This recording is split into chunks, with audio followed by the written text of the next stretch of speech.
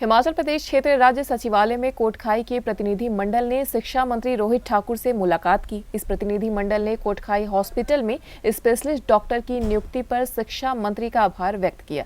इस दौरान रोहित ठाकुर ने कहा कि सरकार आम जनता के हित के कार्यों के लिए प्रतिबद्धता के साथ काम कर रही है। उन्होंने कहा कि सरकार लगातार ऐसे ऐतिहासिक कदम उठा रही है जिससे आम लोगों को फायदा हो रहा है। रोहित ठाकुर ने कहा कि प्रदेश के 36 ब्लॉकों में जल्द से जल्द स्पेशलिस्ट डॉक्टर की नियुक्ति की जाएगी।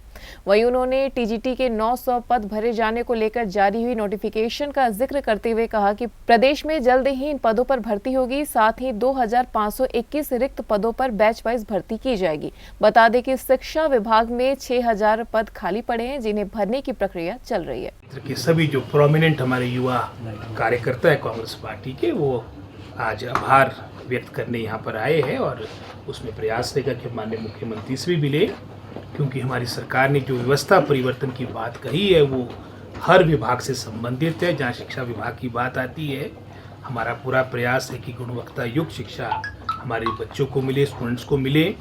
इसी तरह से जो हमारे स्वास्थ्य क्षेत्र की अगर बात आती है उसमें भी एक रचनात्मक पहल हो, और इस सोच के साथ ही आपको याद होगा माननीय मुख्यमंत्री ने जो बजट अभी मार्च के महीने में लाया था वित्तीय वर्ष 23-24 का, उसमें उन्होंने एक बात कही थी कि 2 चरणों में हम सभी जितने हमारे ब्लॉक्स है यहाँ पर आपके स्पेशलिस्ट उपलब्ध हो। इस दौरान शिक्षा मंत्री रोहित ठाकुर ने हिमाचल बीजेपी अध्यक्ष डॉक्टर राजीव बिंदल के बयान पर भी पलटवार किया। उन्होंने कहा कि डॉक्टर राजीव बिंदल को इस तरह से बयान देने की बजाय केंद्र से हिमाचल प्रदेश के लिए सहायता लेनी चाहिए।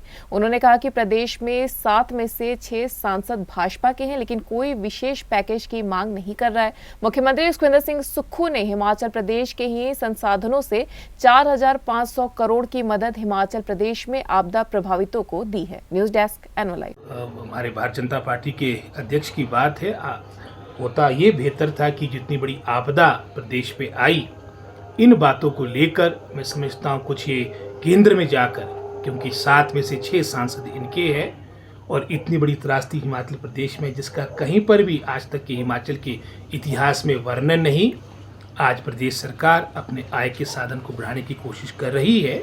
कहीं इस तरह की कोई, अगर मैं समझता हूँ कोई इस तरह का प्रभाव पड़ रहा होगा कि उसमें बहुत प्रभाव हमारे स्थानीय जनता जनार्दन पे पड़ रहा होगा, तो निश्चित रूप में इन बातों को लेके पुनर्विचार करेंगे। लेकिन आज आवश्यकता है कि हम अपने रिसोर्स मोबिलाइजेशन ये प्रारंभ करें, ताकि जो एक कर्ज का चक्कर, उदाहरण के तौर पे हिमाचल प्रदेश में 76,000 करोड़ का कर्ज है। हर व्यक्ति, चाहे वो पत्रकार की बात है, चाहे नेताओं की बात है, चाहे स्थानीय जनता जनार्दन की बात है, हर व्यक्ति पर 1,02,000 का कर्ज है। इस कर्ज से हम कैसे बाहर आए? देनदारियां लगभग 10,600 करोड़ के विलंबित है।